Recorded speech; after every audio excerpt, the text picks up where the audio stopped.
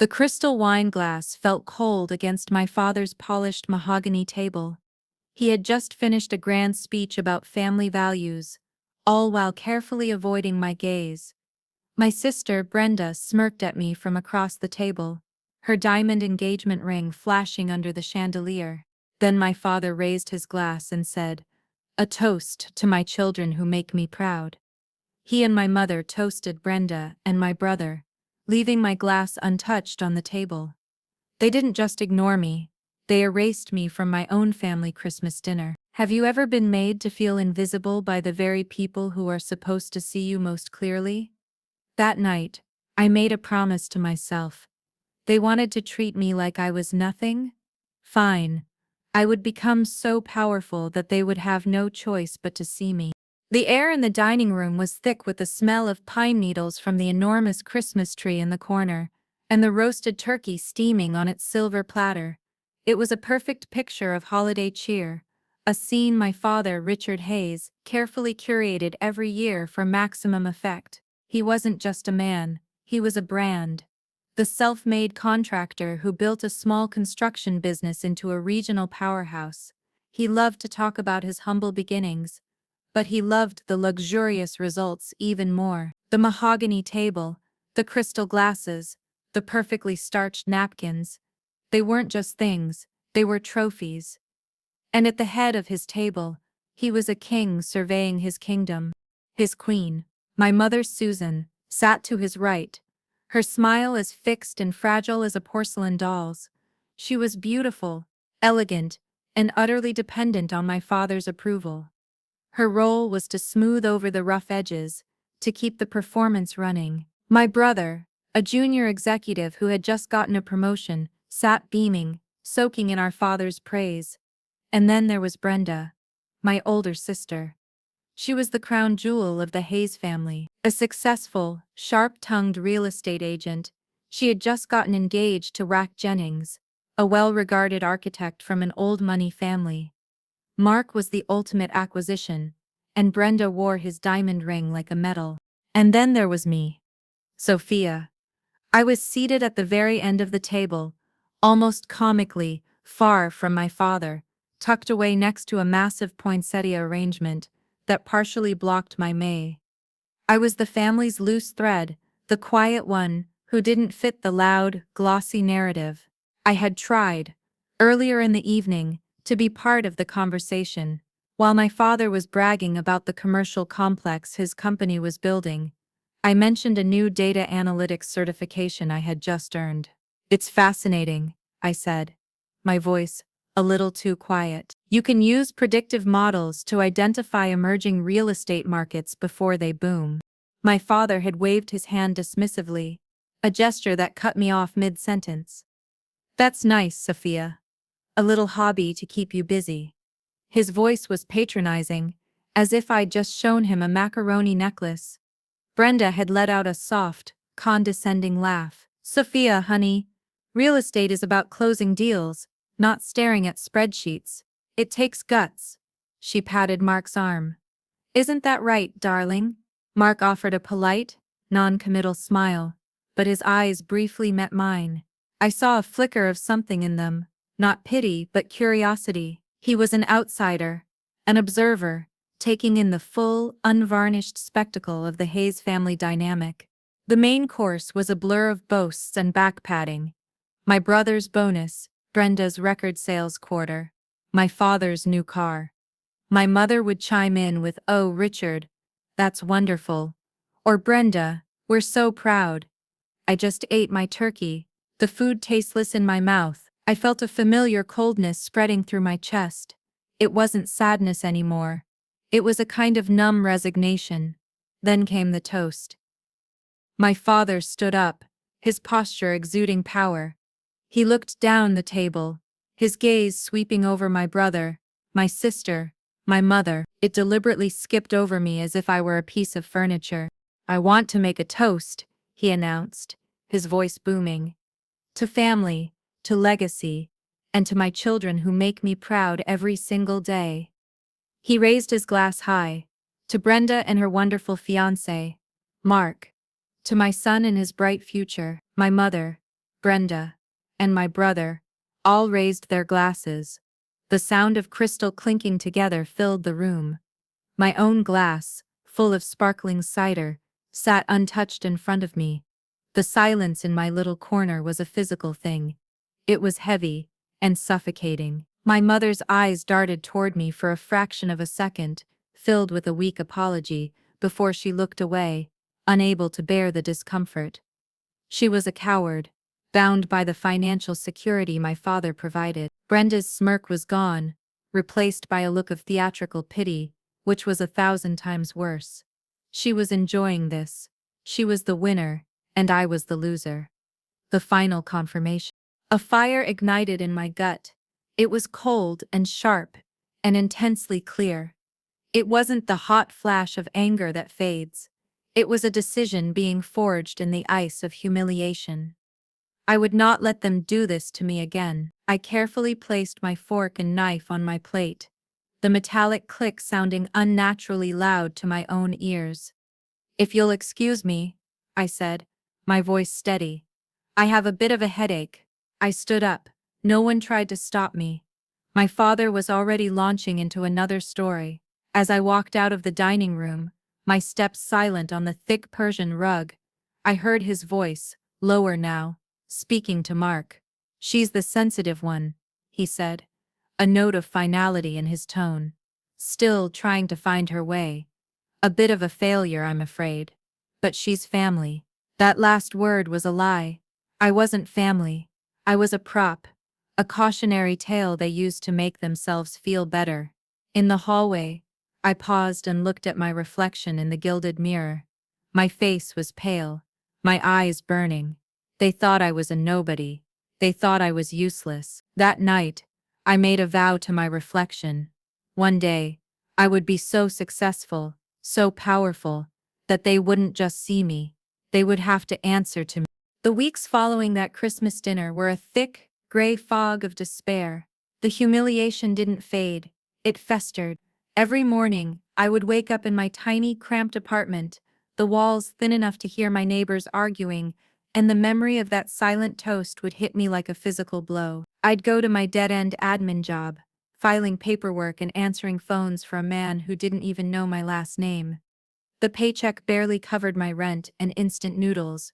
My savings account, which I had once been so proud of building, was shrinking at an alarming rate. I was 24 years old, and felt like my life had already hit a dead end. My father's words echoed in my head. A bit of a failure. He wasn't just being cruel, he was stating what felt like a fact. I was at rock bottom.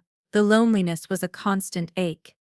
I'd scroll through social media and see pictures of Brenda at lavish parties, my brother on a ski trip, my parents on a cruise.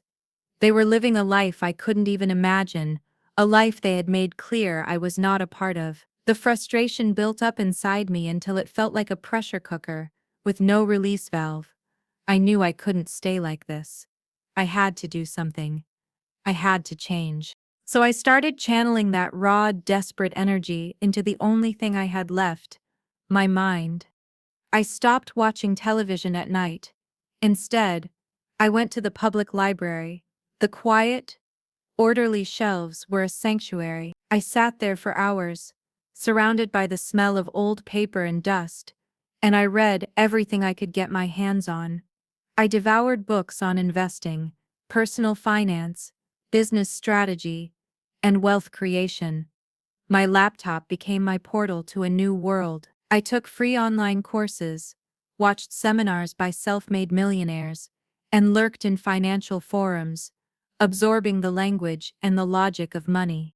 One rainy Saturday, while cleaning out a closet to make more space in my tiny apartment, I came across a dusty cardboard box. It had been sitting there for years. Inside were my grandfather's old things. My mother's father had been a quiet, unassuming man, a plumber by trade. He never had much to say at family gatherings, but he always had a kind smile for me. When he passed away, my family had picked through his belongings, taking the few things of value. No one had wanted his box of old business papers. They gave it to me, the quiet granddaughter, assuming I might find some sentimental value in it. I lifted the lid. On top was a stack of old, leather-bound ledgers. I ran my fingers over the worn covers. I opened the first one. Inside, in my grandfather's meticulous looping handwriting, was a detailed record of his life's work, a small portfolio of rental properties he had quietly acquired over 40 years. It wasn't just a list of addresses and numbers, it was a blueprint. He had written notes in the margins about every single decision. Bought 42 Oak Street. One entry read, "Foundation is solid, but the neighborhood is undervalued. People see a rundown block. I see a 10-year growth opportunity." Another note said, "Tenant in 2B lost his job, waived 2 months' rent. Good people are the best asset." As I turned the pages, a flicker of excitement ignited inside me. This wasn't the flashy, high-stakes world of real estate that my sister Brenda inhabited, full of sleek, downtown condos and millionaire clients. This was something else. It was slow, steady, and methodical. It was about seeing value where others saw none. It was about building something tangible from the ground up, brick by brick. It was unglamorous, but it was real. For the first time since that horrible Christmas dinner, I felt a genuine spark of hope. I had my grandfather's analytical mind, I had his patience, and now, I had his roadmap. I closed the ledger, a new sense of purpose settling over me. I was done feeling sorry for myself. I was going to build something. My grandfather's ledgers were my Bible, but I knew that 1980s wisdom wouldn't be enough. I needed a modern mentor. My nights were no longer spent just reading. They were spent researching, digging deep into the local real estate scene. Not the mainstream one Brenda dominated, but the underbelly. The world of private investors, off-market deals, and niche players. One name kept appearing in the most obscure forums and investment blogs: Arthur Vance. The man was a local legend, whispered about with a mixture of fear and reverence. He had built a massive property empire in the 90s, a towering testament to his genius. Then, in the early 2000s, he had lost nearly all of it. A spectacular collapse caused by a partner's betrayal. Most men would have been broken. But Arthur Vance had quietly, painstakingly rebuilt. His new company was smaller, more discreet, but rumor had it, far more profitable. He was known for being brilliant, ruthless, and completely reclusive.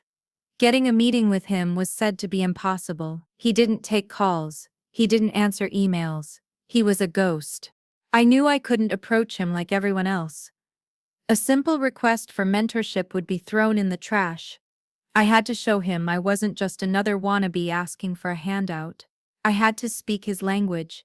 I spent the next 3 weeks doing nothing but studying Arthur Vance. I dug up old newspaper articles, public property records, and archived business filings. I wasn't just looking at what he did. I was trying to understand how he thought. A pattern emerged from his early days. Before the massive empire, he had a specific strategy. He bought small, dilapidated multifamily units in overlooked, working-class neighborhoods that were right on the edge of gentrification. He saw the future before anyone else did. Armed with this knowledge, I spent my weekends driving through the city's forgotten corners. Finally, I found it. A rundown duplex on a street that looked like it hadn't seen a fresh coat of paint in 30 years. But it was 3 blocks away from a newly announced light rail extension and a mile from a planned tech campus. It was a classic Arthur Vance play. I spent the next week of my life preparing. I used my data analytics skills to build a 20-page proposal, complete with demographic projections, renovation cost estimates, and a 10-year cash flow analysis. My proposal wasn't a request for money. It was a thesis. My only ask was for 5 minutes of his time to critique my analysis. The next morning, I put on my best blazer, the only one I owned, and drove to the address listed for his company. It wasn't a gleaming skyscraper. It was an unassuming, 2-story brick building in an industrial park. I walked in, my heart pounding against my ribs. The receptionist, a stern-faced woman, looked up from her computer. "Can I help you?" "I'm here to see Mr. Vance," I said, my voice steadier than I felt. Do you have an appointment? No, I don't. Mr. Vance doesn't take unscheduled meetings, she said, her tone final. I held my ground. I placed the thick bound proposal on her desk. Please just give this to him. Tell him it's about a property that fits the same profile as the Elm Street acquisition.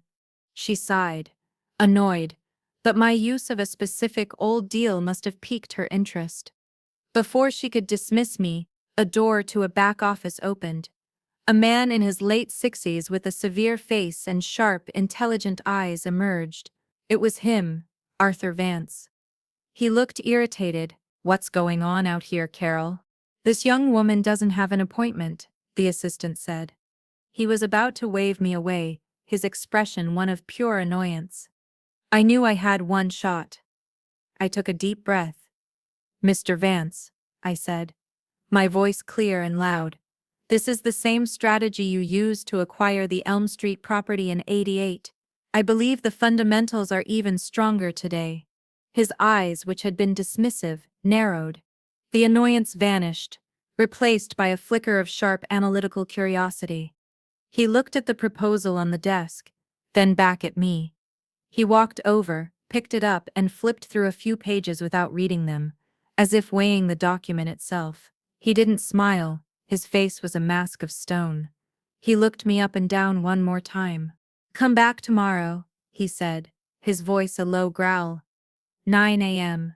Don't be late. Then he turned and walked back into his office, closing the door behind him, leaving me standing there, my proposal in his hands, my heart feeling like it was going to beat its way out of my chest. I didn't sleep that night. I reread my proposal a dozen times, second-guessing every number, every assumption. I arrived at his office at 8:45 a.m., 15 minutes early. The assistant, Carol, simply nodded toward his closed door. At precisely 9, the door opened. Get in here, Miss Vance grunted.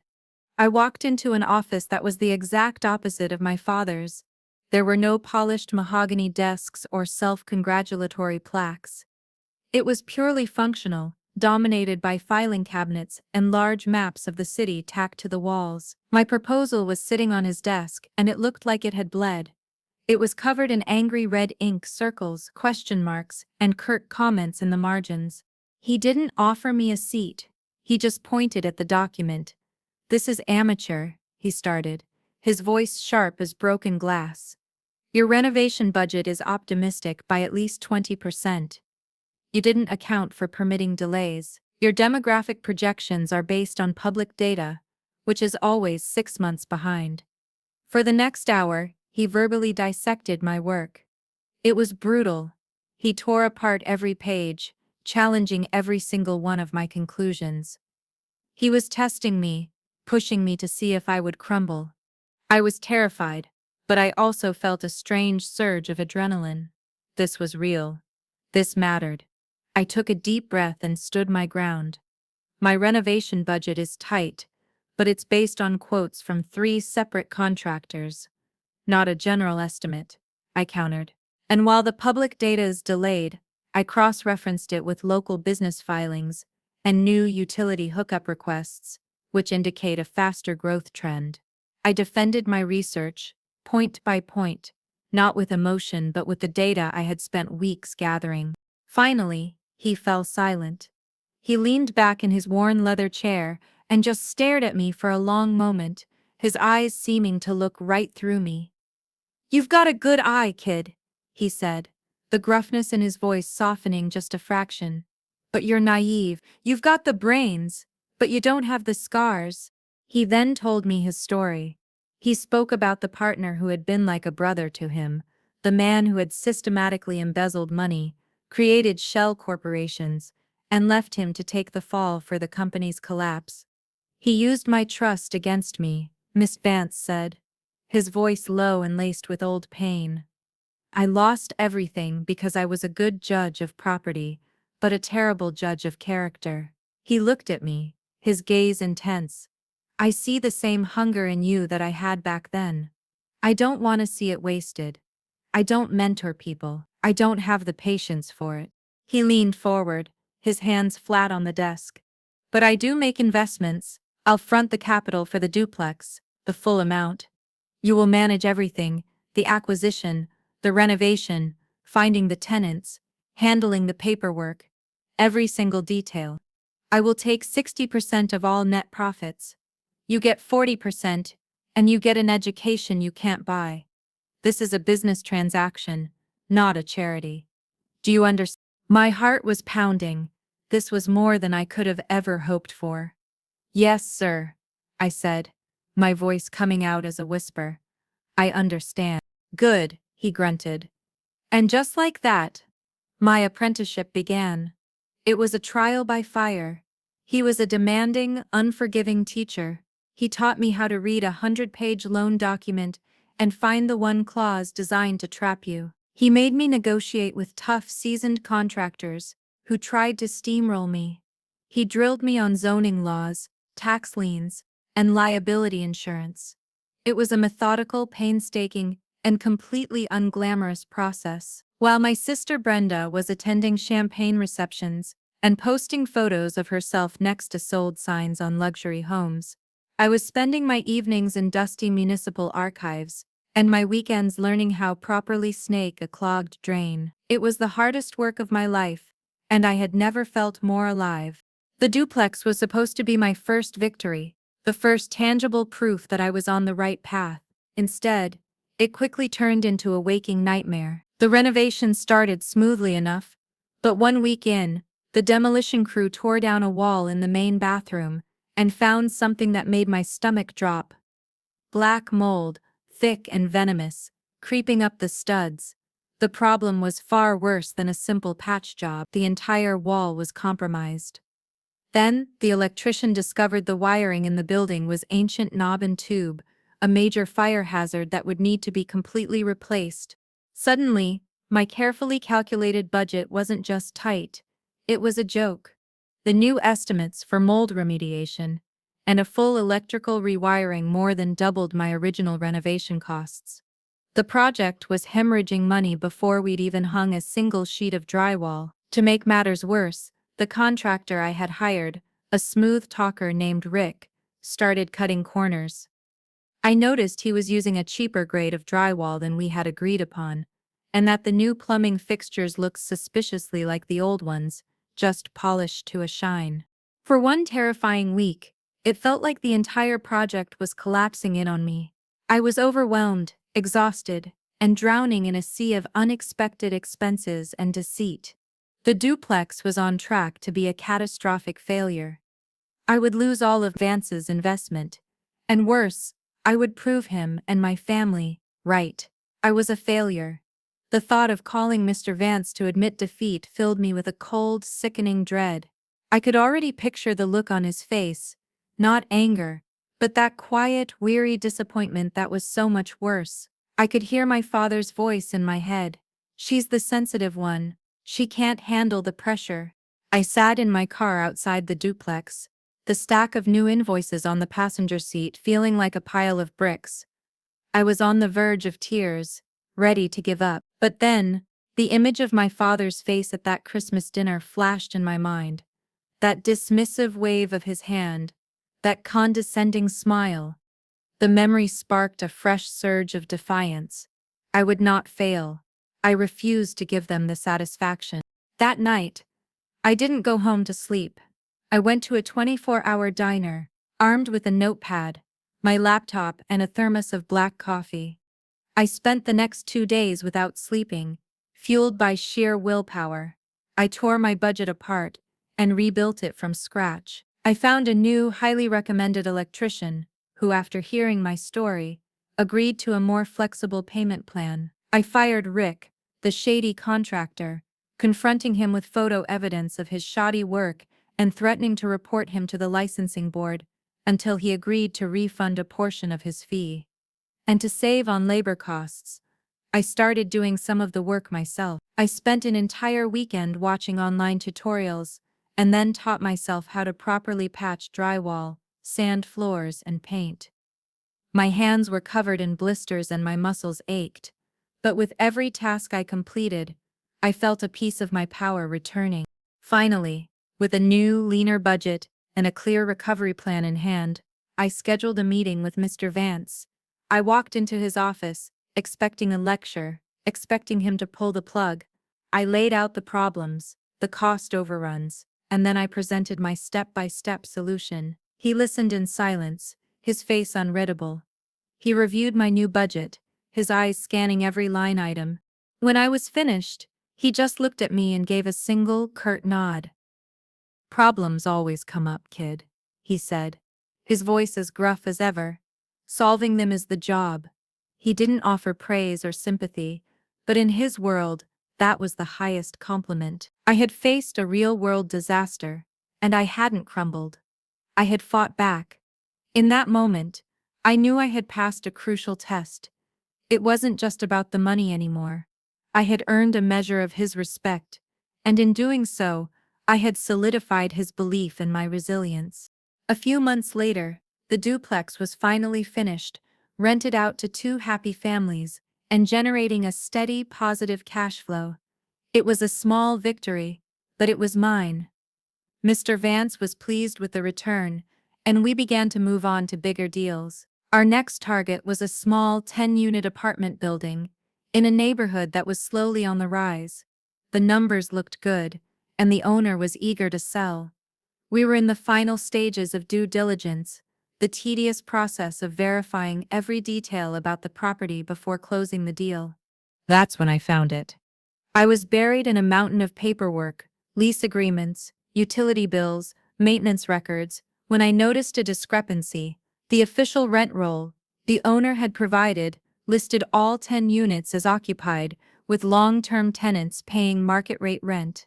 But when I cross-referenced it with the water bills from the past 6 months, the usage for 3 of the units was practically zero. They were empty. To make the building seem like a more valuable, fully occupied investment, the owner had created 3 fake lease agreements and had been paying the rent on the empty units himself. He had intentionally misrepresented the building's occupancy rates.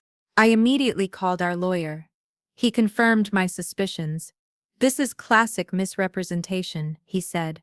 "It's technically fraud. We can use this as leverage. We can go back to him and force his price down by another 20, maybe even 25%. He'll have no choice but to accept. It would be a huge win for you." I hung up the phone, a knot forming in my stomach. A huge win. I brought my findings to Mr. Vance, laying out the legal and financial implications. He listened intently, his expression unreadable as always. When I finished, he didn't give me any advice. He just leaned back in his chair and looked at me. "It's your call, kid," he said. "The lawyer's right. It's perfectly legal. Just ruthless. You decide what kind of business you want to be in." He was testing me again, but this wasn't a test of my resilience. This was a test of my character. I went home that night and couldn't stop thinking about it. A part of me, the part that still heard my father's voice in my head, was tempted. Richard Hayes would have applauded this move. He would have called it shrewd, a killer instinct. He had always lamented that I was too soft, too sensitive for the cutthroat world of business. This was my chance to prove him wrong, to be the ruthless operator he always wanted his child to be. But it just felt wrong. I had done some research on the seller. He was an elderly man, a retired school teacher, and this building was his only major asset. He was selling it to fund his and his wife's retirement, crushing him financially to get a better deal. Felt like building my success on someone else's misery. The next day, I made my decision. I scheduled a meeting with the owner. I didn't bring our lawyer, I just brought the file with my findings. I sat down with him, a kind-faced man with worry lines etched around his eyes, and I laid out the evidence. He turned pale. He started to stammer, to make excuses. I held up a hand. "I'm not here to threaten you," I said calmly. "But I can't pay the price we agreed on. It was based on false information." I slid a new offer across the table. It was a lower price, reflecting the building's true occupancy rate. But it was fair. It wasn't the predatory, rock-bottom number our lawyer had suggested. The old man looked at the new offer, then at me, his eyes filled with a mixture of shame and immense relief. "Thank you," he whispered. He was so grateful that he told me about another property he owned, a small commercial building in a prime location that he had been thinking of selling. "It's not on the market yet," he said. "You should be the first person to see it." When I returned to the office and told Mr. Vance what I had done, a slow, genuine smile spread across his face.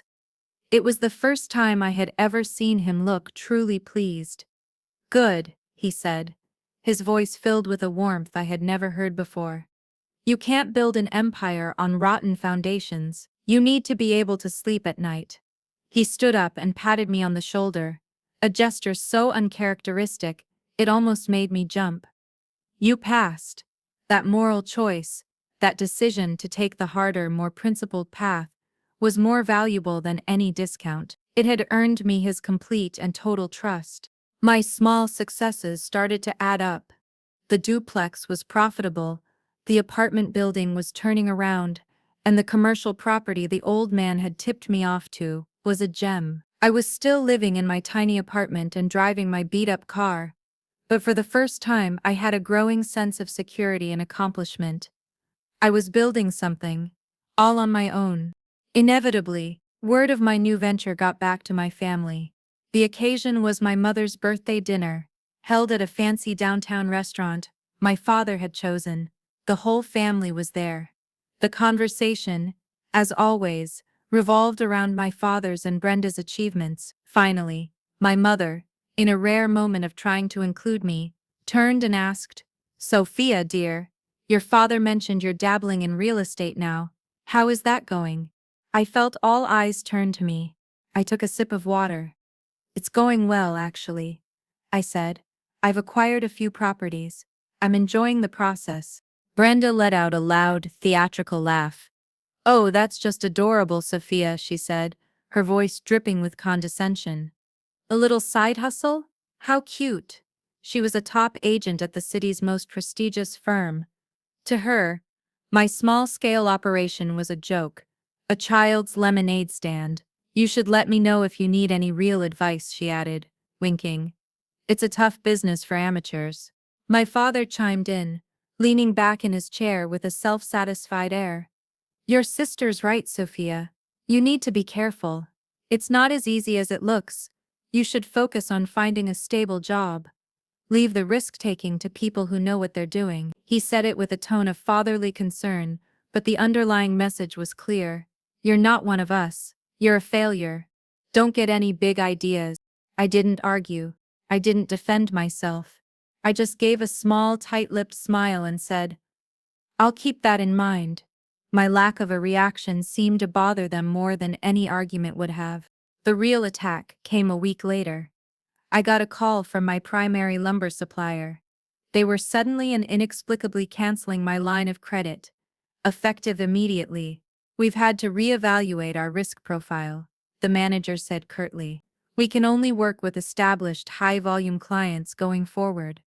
The next day, a reliable plumbing contractor I had worked with on the duplex suddenly backed out of a new job, claiming he was overbooked. It was too much to be a coincidence. I did some digging. I called a friendly receptionist at the supply company, someone I had been kind to, and asked her what was going on. She hesitated, then lowered her voice. "Listen, you didn't hear this from me," she said, "but Brenda Hayes was in here last week, having lunch with the regional manager. I heard her talking about you. She called you an unreliable amateur, who was in over her head." The betrayal hit me like a punch to the gut. This wasn't just casual mockery at a dinner table. This was a direct, calculated act of sabotage. Brenda had used her influence and her reputation to actively harm my business, to cut me off at the knees. It was a petty, vicious attempt to put me back in my place, to ensure I never rose to a level that could possibly challenge her status as the family's golden child. The initial sting was sharp and painful, but as the anger subsided, it was replaced by a cold, clear realization. They were afraid of me. For the first time, they didn't see me as a harmless, pitiable loser. They saw me as a threat, however small. Their attack was a confession of their own insecurity. This sabotage, meant to destroy me, instead became my greatest motivation. It forced me to become more resourceful, to find new suppliers and build stronger, more discreet relationships, and it cemented my resolve to operate completely under their radar, to build my power in the shadows where they could never see it coming. I walked into Mr. Vance's office, my face a mask of cold fury. I told him everything: the dinner, Brenda's mockery, the cancelled line of credit, the contractor backing out. I told him how Brenda had used her position to sabotage me. He listened without interrupting, his steepled fingers resting on his chin. When I finished, he wasn't surprised. He almost looked satisfied. "Good," he said, a word that seemed completely out of place. When the incumbents try to sabotage you, it means you're doing something right. It means they see you as a threat. He leaned forward, his eyes sharp. "But this proves my point. You can't fight them on their turf. Brenda owns the public-facing game of real estate in this town. She has the connections, the reputation. If you try to compete with her directly, she'll use that network to crush you every time. You need to change the game." He stood up and walked over to a large, locked filing cabinet in the corner of his office. He unlocked it and pulled out a thick, unmarked binder. He placed it on the desk in front of me. "This," he said, "is where the real power." He opened the binder. It was filled with spreadsheets, legal documents, and complex flowcharts. He introduced me to a world I barely knew existed, the world of distressed mortgage notes. He explained it to me in simple, direct terms. When a homeowner is in serious financial trouble and stops making payments, the bank holding their mortgage eventually decides it's a losing asset. To get the bad loan off their books, they will often sell the mortgage, the debt itself, to a third-party investor at a steep discount. "You're not buying the house," he explained, his finger tracing a line on a chart. "You're buying the debt. You become the bank. You own the paper. It's anonymous, it's quiet, and it gives you all the control." It was a revelation. This was the perfect strategy. It was a silent, invisible way to accumulate power, completely outside the world of open houses and for sale signs that Brenda dominated. Under Mr. Vance's guidance, I began a new, more intensive phase of my education. We spent weeks going over the legal intricacies, the negotiation tactics, the art of valuing a debt portfolio. The first step was to create a shield. I couldn't operate under my own name. With the help of Mr. Vance's lawyer, I established a limited liability company, an LLC. I needed a name that felt strong, something that was just for me. I thought about the Greek goddess of wisdom and strategic warfare. I called it Athena Holdings LLC. The name felt like armor. Just seeing it printed on the official documents gave me a jolt of confidence. With the profits from my existing properties and a significant capital injection from Mr. Vance, Athena Holdings began its work. I spent my days analyzing lists of non-performing loans from regional banks. It was a world of pure data, of assets and liabilities, devoid of emotion. I was buying up the mortgage notes on small apartment buildings, commercial properties, and single-family homes all over the state. I was becoming the bank for dozens of properties, and no one knew my name. I was a ghost in the financial system, a silent owner of paper, and with every acquisition, my power grew. One Tuesday afternoon, a new portfolio of distressed notes came in from a mid-sized regional bank. I was methodically scrolling through the spreadsheet, my eyes scanning the addresses and loan balances. And then I saw it. An address that made my heart stop cold and my breath catch in my throat. 2084 Willow Creek Drive. My childhood home, the house with the mahogany dining table and the gilded mirror in the hall. My hands started to shake. I clicked on the file. The borrower's name was listed, Richard T. Hayes. The loan was severely delinquent. The notes indicated he had missed several payments and had ignored the bank's attempts at contact. My father, the great Richard Hayes, the man who preached financial strength and belittled my hobbies, was over-leveraged and on the verge of default. His pride wouldn't let him admit he was in trouble, and the bank was tired of waiting. They were offloading the debt. A wave of emotions washed over me. A dizzying mix of shock, fear, and a dark, cold sense of vindication. It felt like destiny. The universe was handing me the ultimate tool, the ultimate secret weapon. My fingers trembled as I picked up the phone to call my lawyer, the representative for Athena Holdings. My voice was steady, betraying none of the turmoil inside me. "Paul," I said, "there's a note in the new portfolio from City National. I want you to make an offer on it. The property is at 2084 Willow Creek Drive." There was a pause. "Yes," I said, my voice dropping to a whisper. "I want to buy my father's mortgage." The embossed invitation arrived on a Tuesday. The heavy cardstock felt unnaturally weighty in my hands. It was the official summons to the annual Hayes family Christmas dinner, a perfect, elegant copy of the invitation I had received last year. Same cursive font, same pretentious wording, but as I stood there in my small apartment, holding the card, everything felt different. Last year, the invitation had filled me with a familiar, sinking dread. It was a summons to my annual humiliation, a formal request for me to attend my own erasure. This year, I felt a strange and profound calm. The world had shifted under my family's feet, and they hadn't even felt the tremor. The deed was done. 2 months ago, Athena Holdings LLC had successfully and anonymously acquired the mortgage note for 2084 Willow Creek Drive. The paperwork was filed. The transaction was complete. I was now the lien holder on my family's home. The power had already changed hands, silently, invisibly, decisively. I put the invitation down on my small kitchen counter and went to see Mr. Vance. I found him in his office, studying a city zoning map. I didn't say anything, just placed the invitation on his desk. He glanced at it, then looked at me, his expression serious. "So," he said, his voice a low rumble, "the annual performance." "They don't know," I said quietly. "About the mortgage. About any of it." "Of course they don't," he grunted. He leaned back in his chair and studied my face. "How do you feel?" "Calm," I replied, and I was surprised to find that it was the truth. "Ready," he nodded slowly. "Good. But be prepared. They are going to try to put you back in that little box they built for you. They'll expect the same quiet, defeated Sophia to show up. When they see she's gone, it will confuse them. They might get nasty."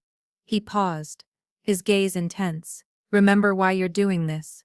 You're not going there for revenge. Revenge is a hot, messy emotion. What you have is leverage, and leverage is cold and clear. You're going there to close a chapter, to show them, and more importantly, to show yourself, that you are no longer defined by their judgment." His words settled deep inside me, anchoring me. He was right. My strength wasn't in the surprise I was about to spring on them. It wasn't in the shock and awe of the reveal.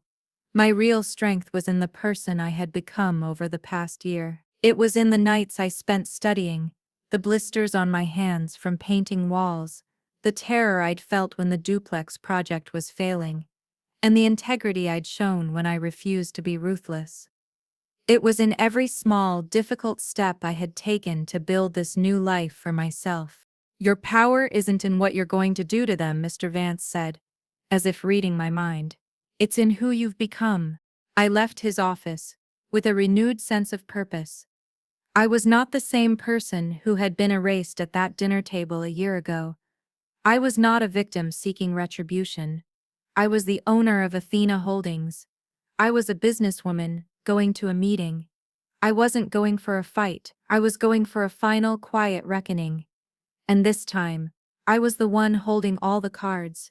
I walked through the heavy oak door of my parents' house, and was immediately hit by the familiar suffocating scent of pine and cinnamon. The scene was a perfect, unnerving replica of the year before. The towering Christmas tree was dripping with gold ornaments. The fireplace was roaring, and the forced cheer was so thick you could taste it. My father was holding court by the fireplace, a glass of expensive scotch in his hand, laughing loudly at his own joke. Brenda was showing off a new designer handbag, while Mark, her fiancé, stood beside her, a polite but distant smile on his face. They greeted me with the same casual dismissal as always. My mother gave me a quick, nervous hug, her eyes darting toward my father, as if to make sure she wasn't being too affectionate. "Sophia, you made it," she said, her voice a little too bright. My father glanced over. "Sophia, good of you to join us." He didn't move from his spot. Brenda gave me a sweeping up and down look, her eyes lingering for a moment on my simple dark blue dress. "Sophia?" she said, her voice syrupy sweet, still rocking that minimalist look. "I see." The dig was meant to land, to remind me of my place. A year ago it would have. Tonight, it glanced off me like a pebble off steel. I just smiled. "It's comfortable," I said. We moved to the dining room. As if scripted, they had seated me at the far end of the table again, next to the extravagant floral centerpiece. I was once again on the periphery, the designated Zezuger of the family's success. But this time, I didn't feel like an outcast. I felt like a spy. My calmness seemed to unnerve them. My silence was no longer the timid, wounded silence of last year. It was a quiet, observant poise. I ate my food, listened to their conversations, and said very little. My lack of reaction threw them off their rhythm. They were expecting the insecure girl they could easily mock, and she wasn't there. My father tried to draw me into an argument, to provoke a response. "So, Sophia," he boomed down the table, "still playing around with that little real estate hobby of yours? Haven't gone bankrupt yet?" Brenda chuckled. "Dad, be nice, I'm sure she's doing her best." Instead of getting flustered, I met my father's gaze directly. I smiled politely. "It's been a very educational year," I said, my voice even. "I've learned a lot." My placid response left him with nowhere to go. He just grunted and turned his attention back to my brother. Brenda kept shooting me confused, sideways glances. My placidity was a foreign object in their familiar dynamic, a variable they couldn't account for. Throughout the meal, I was acutely aware of Mark, the neutral observer. He was the jury. He sat quietly, his architect's mind, seemingly analyzing the structure of our family. He watched the way my father dismissed me. He saw the condescending look Brenda gave me. He noticed how my mother flinched whenever the attention turned to me for even a second. He was piecing it all together, his expression thoughtful and clinical. He saw the subtle digs, the dismissive gestures, the carefully constructed performance of the Hayes family. And he saw the one piece that no longer fit: meme. He was a silent witness, and his presence made the eventual reveal feel all the more significant. He was the one person in the room who would see the truth for what it was. Dessert was served. A decadent chocolate lava cake that my mother presented with a flourish. My father leaned back in his chair, a satisfied, lord of the manor look on his face. It was in this perfect moment of feigned family bliss that his cell phone, sitting on the table beside his plate, began to ring. The shrill, electronic sound was an intrusion, violation of the carefully curated atmosphere. He scowled, annoyed by the interruption. He picked up the phone without checking the caller ID. "Yes?" he barked into the receiver. "What is this about?" The shift was instantaneous and dramatic. His posture, which had been relaxed and arrogant, went ramrod straight. The jovial, ruddy color drained from his face, leaving behind a sickly pale sheen. His knuckles, gripping the phone, turned white. The entire table fell silent, sensing the sudden change in temperature. "There must be some mistake," my father said, his voice tight and strained. "My mortgage is with City National Bank. I've been with them for 20 years. There was a pause. We couldn't hear the voice on the other end, but we could see its effect on him. His eyes widened.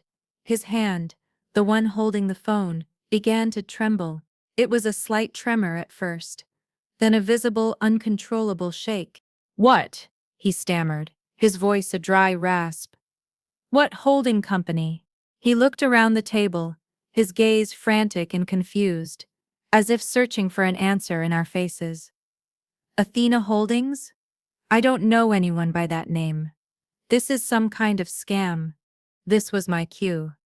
The moment I had been preparing for an entire year, with a calm, deliberate slowness, I took out my own phone. My heart was pounding a steady, heavy rhythm against my ribs, but my hands were perfectly still. I dialed the number for my lawyer, Paul. I pressed the speakerphone button. "Paul," I said, my voice cutting through the thick, tense silence. "It's Sophia Hayes. I have my father here with me. He seems to be having some confusion regarding his property at 2084 Willow Creek Drive. Could you please clarify the situation for him?" The professional, dispassionate voice of my lawyer filled the dining room. It was clear and amplified, an undeniable voice of authority. "Of course, Sophia. Good evening, Mr. Hayes. This is Paul Morrison, counsel for Athena Holdings LLC. To clarify, Athena Holdings purchased your mortgage note from City National Bank 2 months ago, after your account fell into severe delinquency. We now hold the deed of trust to your property." My father stared at my phone, his mouth hanging open. Paul continued, his tone unwavering. "As the new lien holder, we are managing the account directly. The owner of Athena Holdings wanted to personally oversee this account to ensure a smooth transition." My father finally found his voice. It was a weak, broken thing. "Who is this?" he whispered, his eyes darting from my phone back to my face. "Who is the owner?" All eyes at the table were now on me. Brenda, Mark, my mother, my brother, they all stared, their faces a mixture of confusion and dawning horror. I held my father's gaze. I let the silence stretch for a beat, letting the full weight of the moment land. Then, I spoke. My voice was not loud, not angry, not triumphant. It was even, clear, and as cold as ice. "I am Dad." The silence that followed my words was the most profound I have ever experienced. It was not an empty silence. It was a heavy, suffocating void where an entire worldview had just been obliterated. The air crackled with it. The ticking of the grandfather clock in the hall sounded like a hammer striking an anvil. I watched my father freeze, his face a grotesque mask of shock. His jaw was slack, his eyes wide and unseeing. The phone slipped from his trembling fingers and clattered onto the mahogany table. He didn't even notice. The illusion of Richard Hayes, the self-made king, the untouchable patriarch, the master of his universe, shattered into a million pieces in that single silent moment. He was no longer the lord of his castle. He was a tenant, and I was his landlord. Across the table, Brenda turned a ghostly shade of white. The vibrant, confident color had drained completely from her face, leaving her looking hollowed out. Her wineglass was frozen halfway to her lips, her hand trembling so badly that red wine sloshed over the rim, staining the pristine white tablecloth like a drop of blood. Her diamond ring, which had seemed so bright and boastful all evening, now looked like a cheap piece of glass. My mother, Susan, the enabler, just stared at me. Her hands were clasped so tightly in her lap that her knuckles were white. Her face was a battlefield of warring emotions. There was shock, yes, and a palpable fear for her husband and the life he provided. But behind the fear, I saw something else flicker in her eyes, something I had never seen there before. It was a sliver of awe, maybe even a spark of vicarious, long-suppressed relief. She had been a prisoner in this house for 30 years, a hostage to my father's ego. In that moment, she was watching the walls of her prison crumble. But it was Mark, the neutral observer, whose reaction validated everything. He looked from my father's collapsed, broken face to my calm, resolute one. A look of profound and undeniable understanding dawned in his eyes. He had been the jury, silently observing the evidence all night. Now, the verdict was in. He saw the whole story, the years of quiet humiliation, the cruel dismissals, the cold fire of my resolve, and in his eyes, I not pity, but respect. With a small, deliberate movement, he placed his napkin on the table and subtly pushed his chair back an inch, a tiny physical act of distancing himself from the Hayes family's wreckage. It was Brenda who finally broke the spell. Her voice, when it came, was not her usual sharp, commanding tone. It was a weak, reedy whisper, the sound of a balloon deflating. You can't do that," she breathed. It wasn't a question or a challenge. It was a plea, a desperate attempt to rewind time and restore the reality she understood. I turned my gaze from my father to her. I looked her directly in the eye, my expression unblinking. "I can," I said. The power of those two simple words, landing with the force of a physical blow. And I did. Then, I turned my attention back to my father. He was still frozen, a statue of a broken man. I stood up from the table, my movements slow and deliberate. "You were right about one thing, Dad," I said, my voice clear and steady, carrying across the silent room. I was the sensitive one. I was sensitive enough to notice that the foundation of this house was cracking.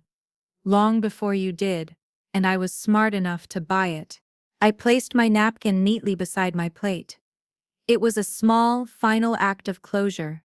I turned and walked out of the dining room, my footsteps echoing in the cavernous silence. I did not look back. I left them there, sitting among the ruins of the world they had built. A world where I was a nobody, a world that no longer existed. A few months later, the sterile shock of that Christmas dinner had settled into a new, quiet reality. I was in Mr. Vance's office, but it no longer felt like his office. It felt like our space. We were hunched over a large table, looking at blueprints, but these weren't blueprints for another quick flip or a high-margin commercial building. They were for a new project, a passion project, a 50-unit, low-income housing development in a neighborhood that desperately needed it. It was a project with a purpose, a foundation built on something more than just profit. My father had been making his mortgage payments. The checks arrived by mail every month, on time, drawn from his business account. They were sent in a plain white envelope, with the payment slip for Athena Holdings LLC filled out in my mother's neat, trembling handwriting. We hadn't spoken since that night. There was no need. There was no gloating on my part, no victory lap. The power of what I had done was not in lording it over him. The power was in the silence. I realized now that my real victory wasn't the moment their jaws dropped. That was just a symptom of the cure. The real victory was the quiet, unshakable confidence I now carried inside me. It was forged in the lonely nights I spent at the library, in the terror of near failure with the duplex, in the moral choice I made not to crush an old man for profit. It was in proving to myself, brick by methodical brick, that I could build something real and lasting on my own terms. My father's house was just a piece of paper, an asset. My own self-worth was the empire I had truly built. Mr. Vance tapped a finger on the blueprint, pointing to the layout for a community garden. "Good," he said, his voice gruff but laced with pride. "People need more than just a roof over their heads." He looked up at me, a rare, genuine smile touching the corners of his mouth. "You're doing good work, Sophia. You're not just building properties anymore. You're building a legacy." His words felt like the final, missing piece of the puzzle. That was the real prize. Not the fear in my father's eyes, but the respect in my mentor's. I looked out the large window of the office at the sprawling city below. It no longer looked like an intimidating, unconquerable fortress. It looked like a landscape of opportunity. I hadn't destroyed my family. They had destroyed the illusion they had so carefully constructed. I had simply stepped out from under the shadow of their expectations and into the light. My new life, my real foundation, wasn't built on their crumbling legacy. It was built on one I had laid myself, with my own two hands. And it was strong enough to hold anything. My story is proof that the quietest person in the room is often the most powerful. True strength isn't about being the loudest, it's about having the resilience to build your own worth, even when no one else sees it. What labels have you refused to accept in your own life? Let me know in the comments below. And if this story resonated with you, please hit that like button and subscribe for more stories about overcoming the odds. Thanks for watching.